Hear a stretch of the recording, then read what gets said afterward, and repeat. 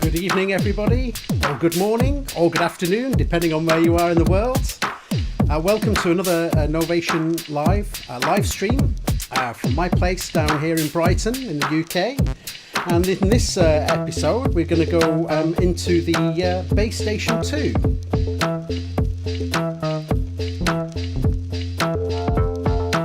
And we're going to take a good look at all the Base Station 2 features, but also some of the things that have been added in later times as well.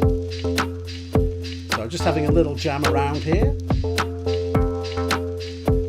Just basically got a little sequence which is being fed from the Launchpad Pro going over to the Base Station 2. I've got a couple of loops running from an Octatrack here. I'll just take those off. And this particular sequence is making use of something that we're going to delve a bit of into, the overlays, or the AFX mode, which is a fantastic, fairly recent development for the Base Station 2. So yeah, now let's just go, I'll just turn on a different overlay. Okay, now, what we're listening to are sounds coming directly from one patch on the base station. It's quite an interesting approach. So I'll tell you what, let's stop the sequence for now, and there we go. Just stop that, and we'll just we'll start a good look at the Base Station 2. So thanks very much for joining me. My name's Chris Calcutt, also known as CALC, and I'm a product specialist for Novation. And this evening down here in Brighton in the UK, we're going to, as I say, take a good look at the Base Station 2. It's basically a little revisit, if you like, of this analogue monosynth. I mentioned just there in the introduction, you know, there've been quite a few kind of additions to the Base Station 2 in recent times. Over the past couple of years, we've brought a couple of firmware updates for it, which brings some really interesting and pretty powerful features. features to this little monosynth. So we'll start off and we'll just have basically an overview of the bass station, what it is, you know, how it kind of operates. We'll cover quite a few things that are common to a lot of monosynths initially, but then we're going to delve deeper into these kind of strange and unusual features that have been added. Some have been added through collaborations with some pretty important figures in the electronic music world. The AFX mode, of course, Aphex Twin there, Richard James. But yeah, we're going to explore, and you know, we'll take a nice pace and just explore a little bit about Bass Station 2. So let's just move to, yeah, we'll go to this camera here. And yeah, so here is the Bass Station 2. Now, I mentioned at the beginning, it's, you know, it's an analog monosynth. And what does that mean? Well, basically, it's an analog synth. It's a fully analog signal path. The oscillators and the filters are all generated in the analog realm. But the Bass Station 2 has digital control. So all the controls that we see on the top panel here are actually digital controls. And what that allows us to do is actually to store our presets in here. So by using both the digital world for the control side of things, we can capture and store our patches, and we have 128 patches available in the Bass Station 2.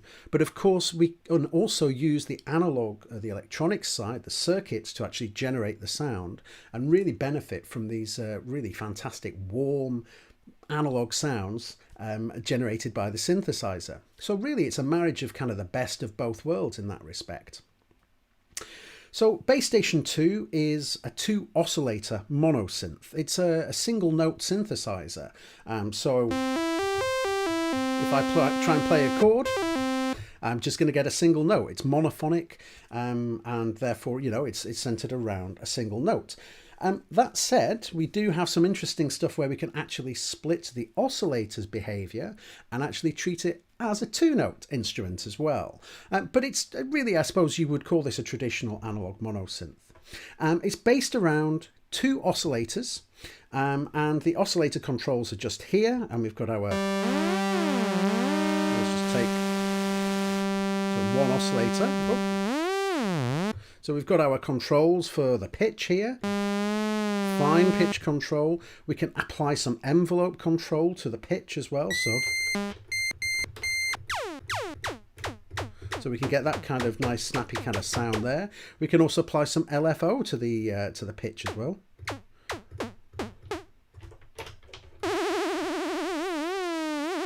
So we've got these kind of nice controls here.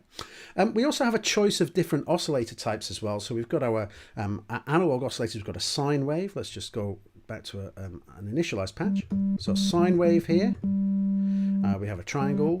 We have a sawtooth, and we have a square wave. The square wave can also be affected with pulse width, which is a thing which basically changes the shape of the square.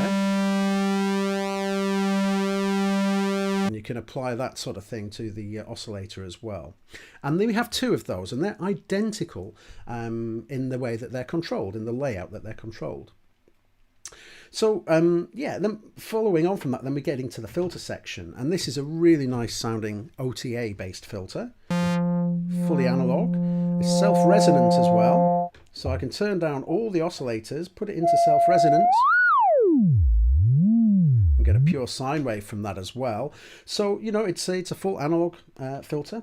It's a state variable filter, so we have a switch here that moves between low pass, band pass, and high pass. And we can basically get different filter flavors from that. So here's the low pass. Oh, let's get some oscillator on there. Let's apply a bit of mod envelope to that. So this is the low pass. We'll go to the band pass. And then we've got a high pass as well. So again, we've got traditional kind of low pass, band pass, high pass filtering, but we've also got 2 different filter circuits. So we've got this classic filter, which is a 24 dB filter, and also a 12 dB filter. We can choose between those 2 with this little switch here. But then we go to the acid filter, which is a 24 dB, but it's not self-resonant, this one. So we've got a different flavor of filter available to us there as well. So that's essentially the signal path. That's basically what the synthesizer consists of, the two oscillators and the filter. And then we've got our various different controls down here, LFOs, we have two of those, and they're physically or normally connected to various aspects. So here we've got the oscillators, so LFO1 is connected to the oscillators to give us that nice wobble there, and LFO2 is connected to the filter. We have two envelopes as well, so we have an amp envelope and a modulation envelope, and we can switch between those with this common set of controls with this here. Now moving on over here, we've got some great distortion effects as well. So we have an overdrive, which is really kind of let's get a bit more. So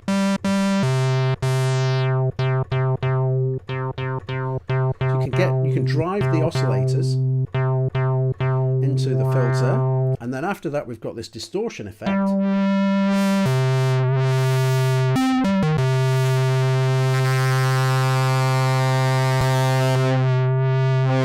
Which can get really aggressive as well. And then finally, for another effect here, we've got oscillator filter modulation. And this is taking the second oscillator and actually modulating this filter at the rate of that oscillator. So basically, you can get some really aggressive sounds with this. And if I start to play around with the pitch of the oscillator,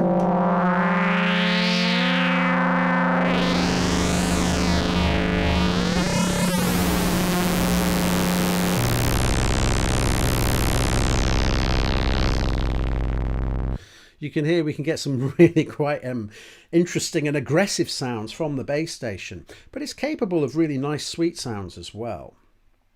So that's really kind of an introduction to the bass station. You know, there's plenty of information online about kind of what the bass station is and how it can operate and that sort of thing. But what I wanted to do in this particular session is concentrate on some of the unusual things that have been added over its life span. Now, let's go back to an initialized patch. So here we just have a single sawtooth, just on oscillator 1. So oscillator 2 is turned down. Basic kind of sound. Nice and rich sawtooth there as well. And now, I'm going to bring in the second oscillator. Now you can hear they're tuned to the same note. So there's not a great deal of movement or anything going on with that sound. If I just change the tuning a little bit of that second oscillator, you can start to hear that nice kind of beating effect come in, where the tuning is just ever so slightly out. Let's just give it a bit of amplifier and envelope shape. So let's just get a nice...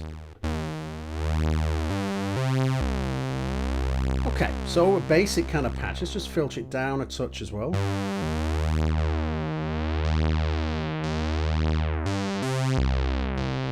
Okay, now the first thing that I'm going to look at is a thing called the paraphonic mode. Now I mentioned at the beginning, of course, that the Bass Station 2 is based around two oscillators, and it's a monosynth. Now with a lot of monosynths, of course, the oscillators follow each other around on the keyboard. But an update that arrived, I think it's about just over a year ago now, we added a feature called Paraphonic. Now, I achieved this by pressing the function control here. Now, the function button allows me to access various different screen printed controls on the Bass Station 2.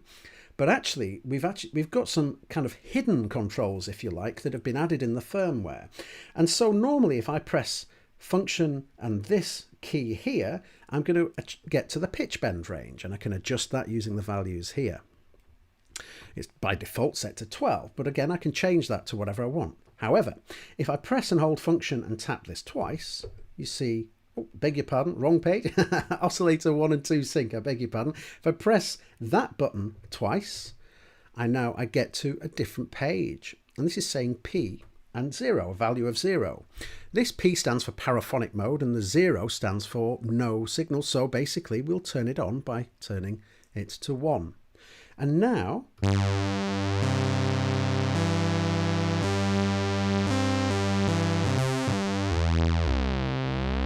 can actually get two notes and control two notes directly from the synthesizer's keyboard, or even I could send in a sequence and control the bass station with a two-note sequence. So what does paraphonic mean? Well, there's many debates about how paraphonic should be termed, but in this instance, basically we have two oscillators providing us with two different pitches. Now, there is an argument to say that they could be two voices, but in this instance, what's happening is these two oscillators are both passing through the filter at the same time with the same controls over that filter. Now, watch what happens if I go to my envelope here for the amplifier and give it a very short kind of decay, snappy sound.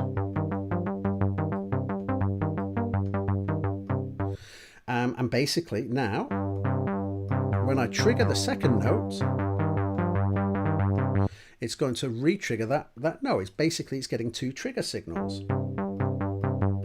So you can hear, you will always hear the two notes together. You can't kind of use them individually, but that's basically how this paraphonic system works.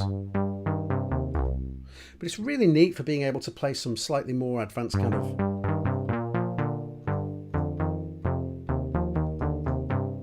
two-line melodies. And you can use one of the notes as a drone, as we're doing here. So I'm just holding down this note. And when I release the second note, that release is basically re-triggering this note.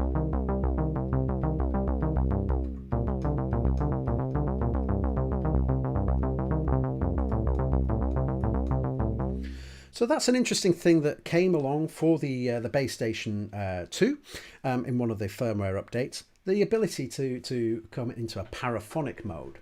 Now, I mentioned before, we've got our two oscillators. We also have a sub-oscillator as well. Now, let's go back to an initialized patch here. So, and let's just kind of get a bit more of a sound. Let's get a second oscillator. Now I can tune the second oscillator. There we go, up to a fifth. And if I bring in the sub oscillator, now you may need headphones to hear this. You can hear that sub oscillator is basically, well, essentially it's the same as oscillator 1. So here, if I go back to the pitch control for oscillator 1, you can hear those two oscillators moving together. Let's bring in oscillator 2 again and bring that up to that fifth. There we go. And of course I've got some controls here, so I have an octave control. Now you may well need headphones for this one. Now we've got the sub oscillator 2 octaves below, and I can choose what sort of wave shape I use for this as well. So here is a sine, here is a square wave. Sorry, a pulse width wave, so it's slightly off square, and now we have a square. So we've got the sub oscillator here, and in a firmware update from last year, in fact, yeah, that's over 12 months ago, that was April last year, as part of that firmware, we gave the ability to actually detach the sub oscillator from tracking specifically to the pitch of oscillator 1. So what does that mean? Well, let's just go back to just the oscillator and the sub. Let's go up an octave. Okay, now obviously these are tracking in unison, and as I showed earlier, if we move the pitch, that's gonna move with it. So what I'm going to do here is I'm going to put now oscillator 1 up to a value of 4 here, which is 4 semitones, or let's see, what is that? 1, 2, 3, 4. Major third. Okay, bring in the second oscillator again. You can hear that. But now let's just latch on this note. So I've just latched the note on. By pressing the latch button, that's just going to sustain that note for me. Now if I use the function button, and use the coarse pitch control here.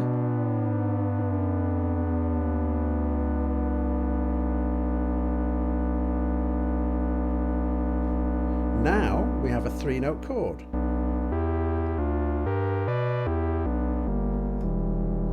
And this can get some really interesting sounds as well.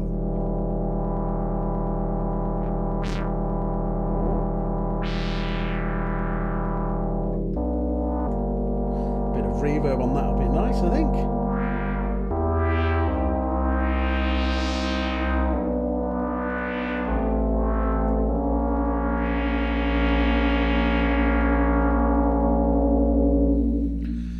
So, by having this additional control using the function button and this coarse control here, we're able to detach the sub-oscillator from tracking specifically the pitch of the oscillator 1, and that gives us the ability to really turn this into a 3-oscillator synthesizer,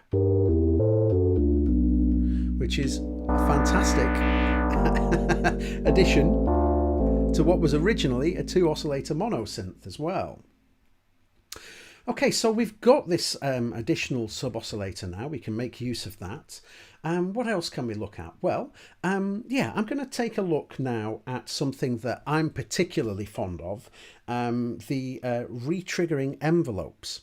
Now, just as a bit of kind of an introduction to envelopes, let's just, yeah, here is my envelope section, and we have attack, decay, sustain, release. These are terms that you might have come across before. If you like synthesizers, I'm pretty certain you will have done. And these basically allow me to shape the sound. Now here, we've got one for the amplifier envelope. So if I use a bit of attack on the amplifier, you can hear an attack phase coming in. And if I bring the sustain down, you'll see now we'll have a decay as well of that sound. So it kind of swells up and then comes back down.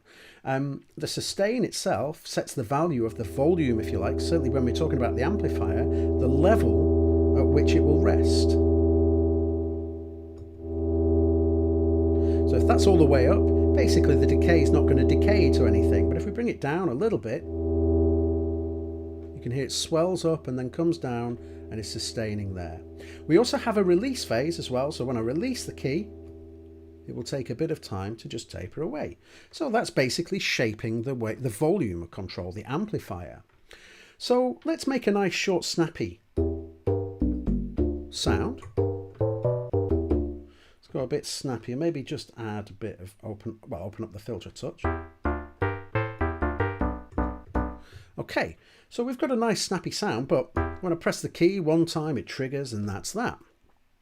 So now if we tap the key that is labeled amp envelope and we tap it twice, now you'll see we have a flashing R and again a 0. Now this is an on and off value, so 1 and 0 to turn on re-triggering. So now we've set the amplifier envelope to re-trigger. And you can see now I'm just holding down the key, but we're getting that attack and decay phase repeating. The re-trigger happens after the decay, so we can actually bring that down, and you can hear now obviously it's getting quicker. And we can get into some really kind of unusual, very fast kind of audio rate areas using that. And again, maybe I can add a bit of attack as well. And that will slow down this re-trigger, because now we have a longer attack phase and a nice decay phase as well. So we can really make that nice and long. So that's quite nice. So let's latch that on. I'm going to bring the filter down a touch now. And now let's go to the mod envelope and do the same thing. So function and tap the key that is labeled mod envelope twice. We have an R for re-trigger and a 0 and a 1. So let's add that on. So let's turn it on.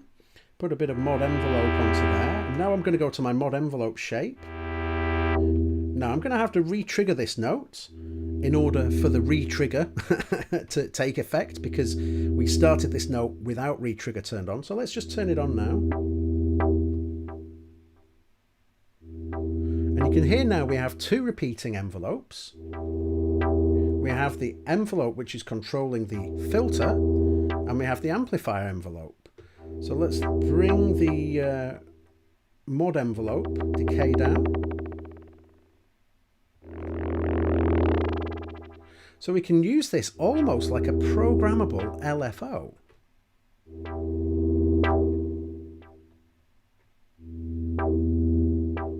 So we can get some really interesting effects from using the retriggering envelopes.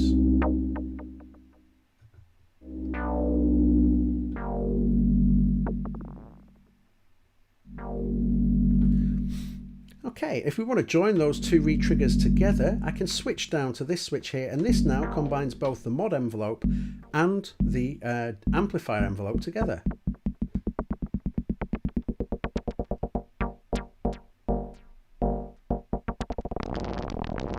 And again, we can go really into the audio rate with this as well.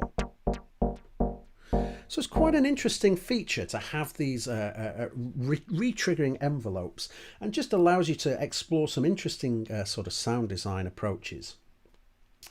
Now let's think about what else. So if we've looked at the envelopes there, we've looked at the paraphonic and also detaching that sub oscillator as well.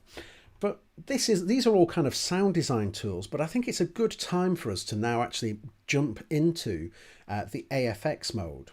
Now, AFX mode is essentially an idea that was presented to us by Richard James, by Aphex Twin.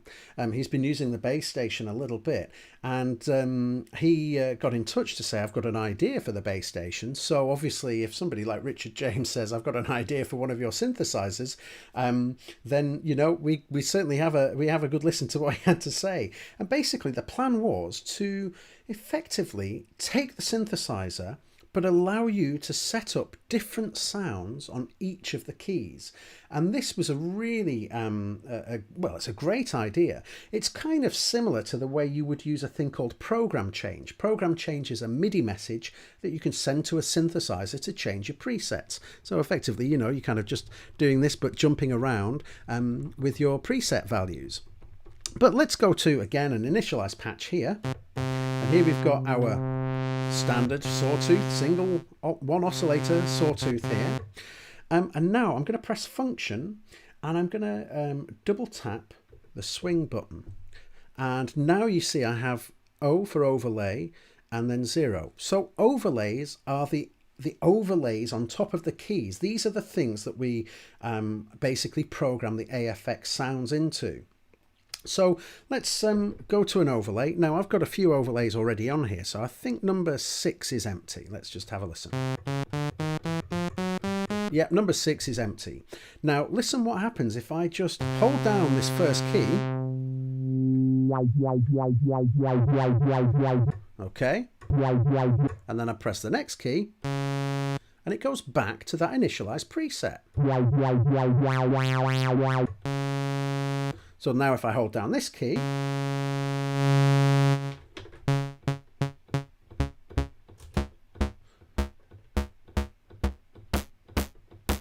make a sound there. Now if we listen to the original key, the first key, so what we've got now is the ability to be able to program individual sounds onto each of the keys of the Bass Station 2. And this turns the Bass Station 2 into essentially almost kind of a multi-timbral instrument. It's a monosynth, but it can be kind of treated in a very clever way. Now the overlays, the keys that you create your sounds on, are based around 2 octaves. There are 25 notes here on the instrument, and if I move up an octave or 2, then basically I will move out of the range of the overlays. But if I go to my octaves and it says 0 here, I know that I have these 2 octaves available to me to create my overlays. So let's go ahead and just create maybe a few different drum sounds and see what we can do with those as well. So let's go back to an initialized patch. Let's go to overlay number 6, which was the empty one. Okay. Now I'm going to create a kick drum here. This might take a moment to do, but hopefully not too long. So for the kick drum, I'm actually going to use the filter. I'm not going to use the oscillators. I'm going to put the filter into self-resonance. And there we've got this nice big sine wave. And now I'm going to go and add a bit of modulation to that filter. I'm going to use the envelope here.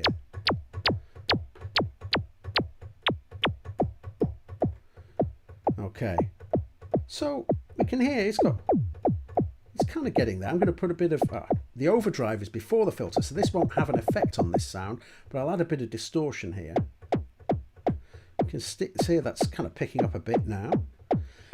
What I actually like to do is actually use a high pass filter, which sounds a bit unusual because you might think you want a low pass, but if I just use a high pass filter, I can dial that sound in and get it a bit more chunky. There we go, and I might just add a little bit of noise to that as well. So there we go, analog, nice analog kick. So let's go to the next note, and for this note, let's create a kind of a snare drum sound, I guess. So so on this note, again, I'm going to turn down my oscillators, and I'm going to bring up the ring modulation. Now the ring modulation is an interaction between oscillator 1 and oscillator 2. And at the minute it sounds pretty basic, basically, because we've just got two sawtooth waveforms at the same pitch. But if we start to play around with them, so I'm going to go and turn oscillator 1 to a low square wave. Sounds a bit more aggressive there. And let's go to oscillator 2, and I'll put that onto a triangle and put that up. Now I'm going to add a bit of negative modulation envelope to this. Negative modulation means basically it's this shape but inverted. You can hear it's picking up. Okay, so it's kind of getting there now, a little bit more. And we'll just bring a bit of noise in there as well. And again, I'm going to go to, actually I'll go to a bandpass filter on this time. Bring up the resonance.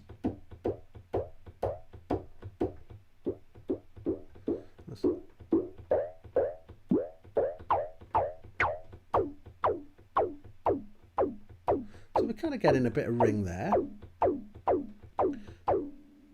Now if I bring up the sustain, you can hear that's holding it. So what I'm going to do now is go to, again, another feature that had been added to these envelopes in the later firmware, and that is the fixed duration for the envelope. And this is quite an interesting thing.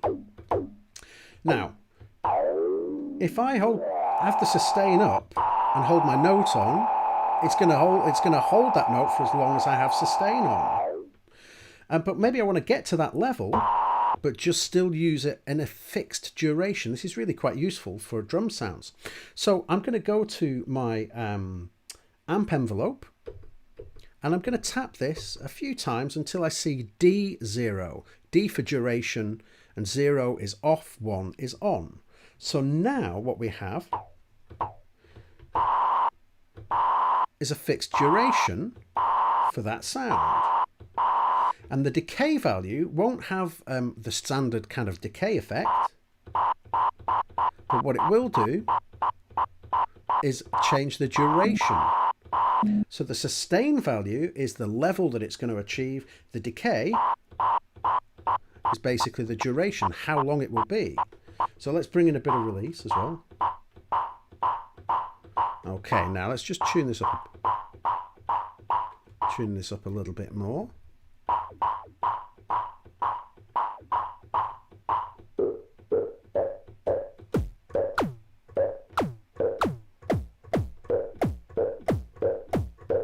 So we're kind of getting there. I mean, I could spend a lot more time dialing that in, but we're kind of getting there. Now I'm going to go, and on this note, basic sawtooth, let's bring those down. This time I'm going to just bring the noise up, and I'm just going to very quickly create a nice hi-hat sound. It's just basically noise with a very short, snappy decay time. Now I want to have an open hi-hat sound as well, and I could go ahead and create that sound again on this one, but also we've got this copy and paste function, which is really useful.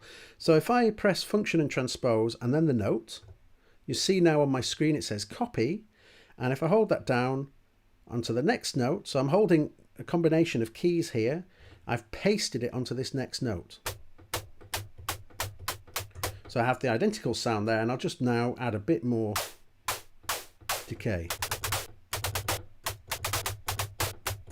And once again, I could turn on the fixed duration for this. Oh, we want, there we go, fixed duration for this note.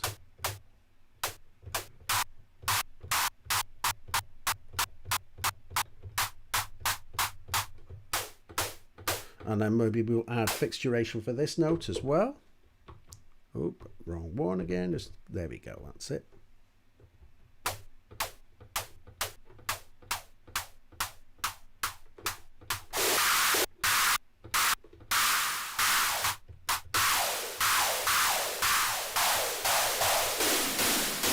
Perhaps a bit too much. There we go.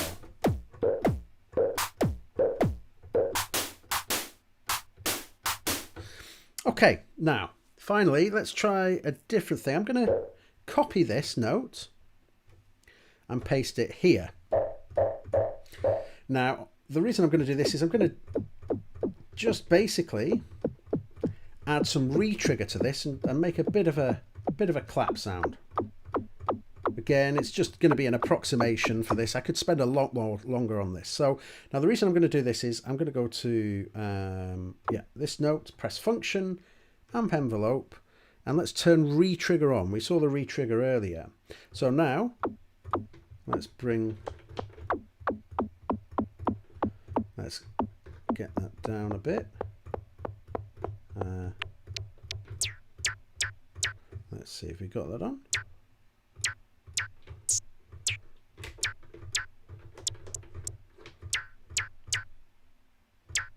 Doesn't sound like it's re-triggering to me. Let's try that again.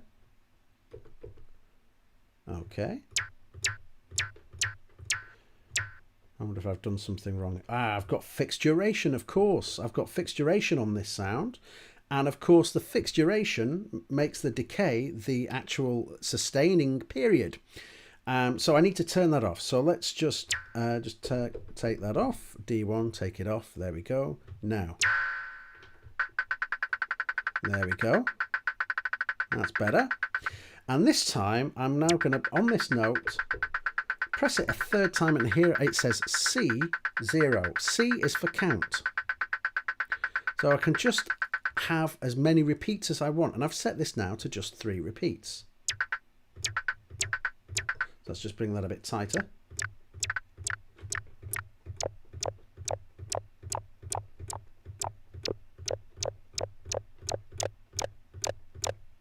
And again, I could spend a lot longer on this sort of sound design aspect. And the great thing is, it's pretty easy to go with this.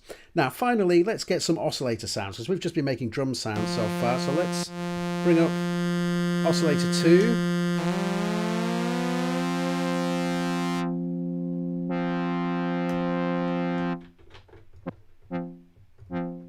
Do. Bring up the sub oscillator as well, put that to a square. And maybe actually for this one, I'll just bring up the sustain so I can hear it. I'm going to press function.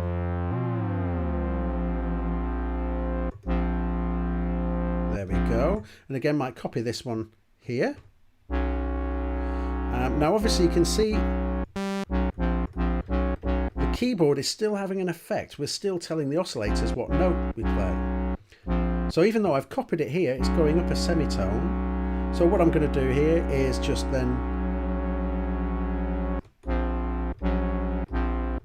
just drop it down a semitone, and then on oscillator 1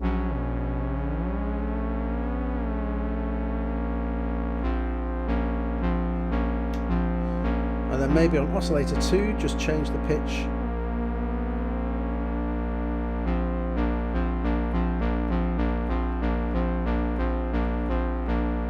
So we can use this now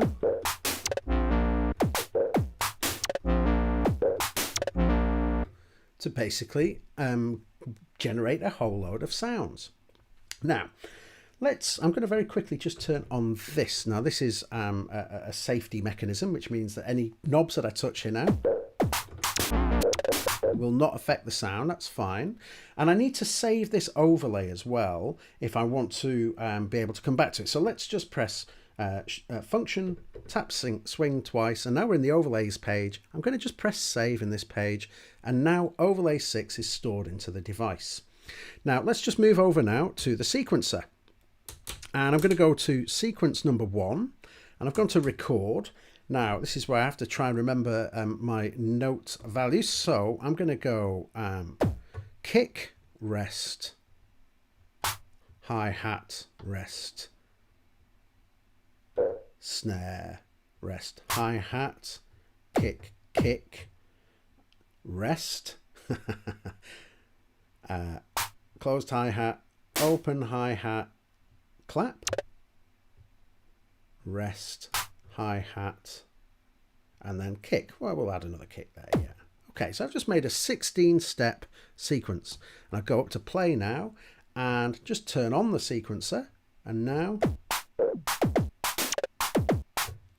So you can see there, I've basically been able to create a whole load of drum sounds and actually bring that into the sequencer, create a very simple, quick sequence there.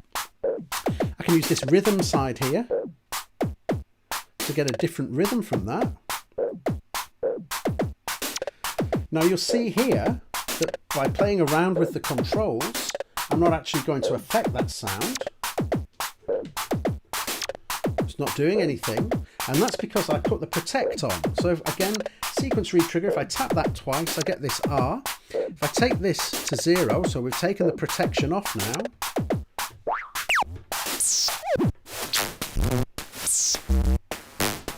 And this is a great way of experimenting with the sounds. And of course we're getting into kind of tuning in a radio kind of territories, but you can get some really interesting things from this. So from that original drum pattern, we've gone into some really quite unusual and uncharted territories.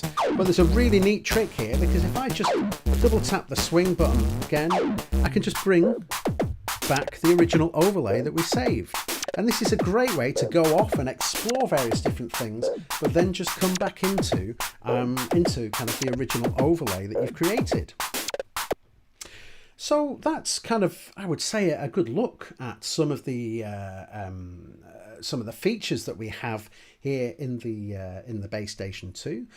You know, we've taken a look at kind of the general purpose kind of use of the Bass Station with its, you know, standard kind of monophonic synthesizer kind of capabilities, explored the oscillators and the filter, also looked at the paraphonic mode and being able to split those into different sections, but also taking a good look at the kind of the programmable envelopes that we have here, and then of course kind of using the overlays, the AFX mode, to really open up a lot of possibilities with it. Now let's go to, I don't know, let's say we'll go to this particular one here, and this is the one that I was using to start with, and this has an overlay I created earlier, overlay number 5, and it has just these three, oh, wrong octave, there we go. And it's just using 3 notes there, and I've sequenced this directly from the Launchpad Pro. So here I've just got a little sequence which is running into the Launchpad Pro, and if I just start it up, oh, this is a great thing. Again, this is kind of something that was added with the firmware. We've got a MIDI start and stop message now directly from the Bass Station here. This is really useful for being able to start external sequences. So if I press function and then tap the on button, get the start message, and now you can see the sequencer is running. Now at the minute, let's see, protection is on, yeah. So anything I do here on this on the controls here are not going to have an effect to the sound, but that's okay. That's what I want at the moment. Now I'm going to press the latch button and actually press down a key as well. So we're externally sequencing these notes, which are in octave 0, these 3 notes here, and providing us this nice kind of little chord melody thing. But if I go down an octave here and I just press another note, So basically now what's happening is the overlays are getting triggered by the sequencer, and once the overlay has finished triggering from the sequencer, holding this note here is pulling it down to that pitch. And of course this is not protected, this isn't an overlay, so I can play around with the sound here.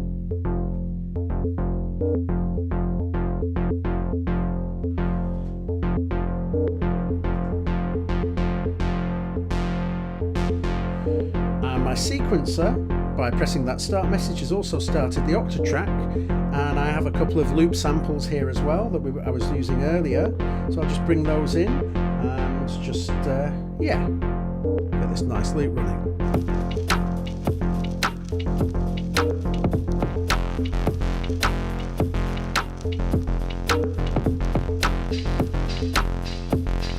So pretty much most of the music, apart from that drum loop, is just coming from a single bass station patch.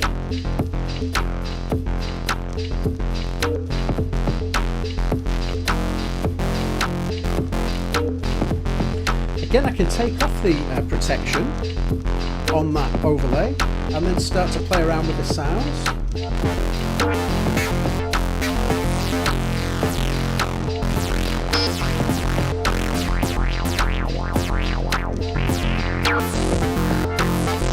You can have fun with that. Make it really messy, and when you're happy to,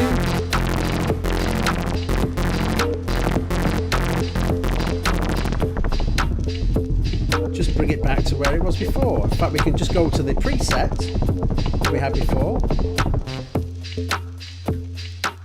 and everything's back to normal.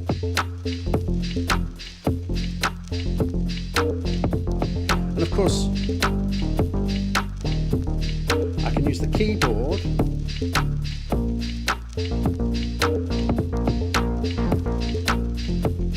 to basically play kind of a little melody line underneath.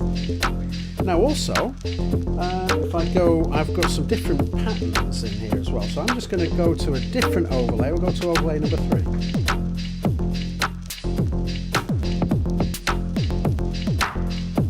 So here I've just got some drum sounds programmed in. Let's just take the octatrack off.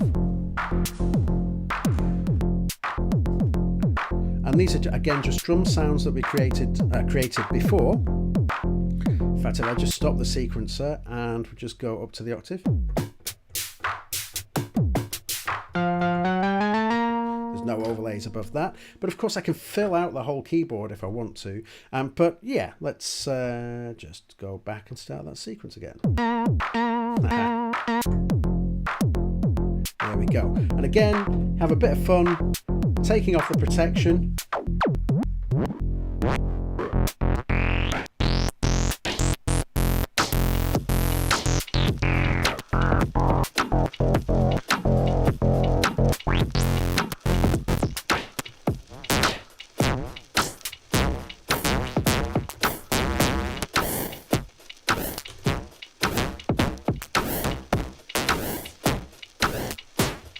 And when it gets a bit out of hand, we can just go back and bring that